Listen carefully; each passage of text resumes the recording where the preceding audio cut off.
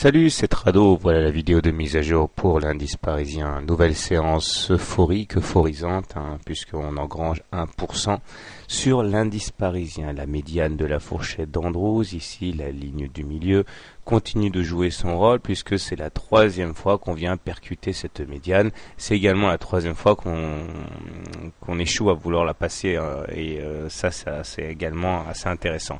Je vous rappelle que tant qu'on ne sera pas passé au-dessus de la médiane de manière significative, on peut envisager de faire des rotations entre la médiane et la partie basse. Les indicateurs techniques sont en nette amélioration puisque le MACD est toujours croissant au-dessus de son signal. Malheureusement, il est négatif. Le stochastique, lui, est à deux doigts, un souffle d'attaquer sa zone de surachat.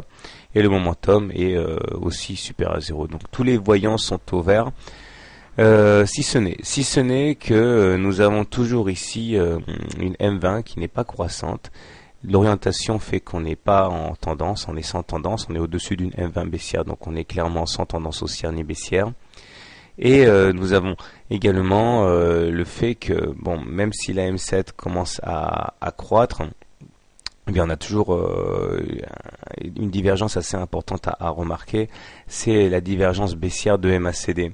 Alors ça c'est quelque chose qui est assez intéressant à noter, c'est beaucoup plus sournois que les divergences baissières classiques, c'est une divergence baissière cachée, à savoir le fait que là nous avons fait des plus hauts sur le MACD, là comme ça, on voit bien, mais en même temps que nous avons inscrit des plus hauts sur le MACD, là nous n'avons pas inscrit de plus hauts sur les cours sur la même période depuis le 16 septembre. C'est tout à fait significatif puisque nous sommes dans une situation où nous avons le MACD en gros qui pousse, le stochastique qui pousse également, on inscrit des plus hauts sur ces indicateurs, de même sur le momentum, etc. Mais en même temps, malgré ces efforts, les cours n'arrivent pas à faire de plus haut. Donc clairement on pédale dans la semoule. Alors ça, il faut faire très attention, c'est un des signaux cachés que j'aime le plus. Et là, nous avons quand même une triple divergence baissière cassée. Donc, je vous conjure de faire attention dans vos achats. Soyez conscients que tant qu'on n'aura pas fait un plus haut par rapport au 16 septembre, eh bien, nous serons sous la menace de ces triples divergences baissières cachées.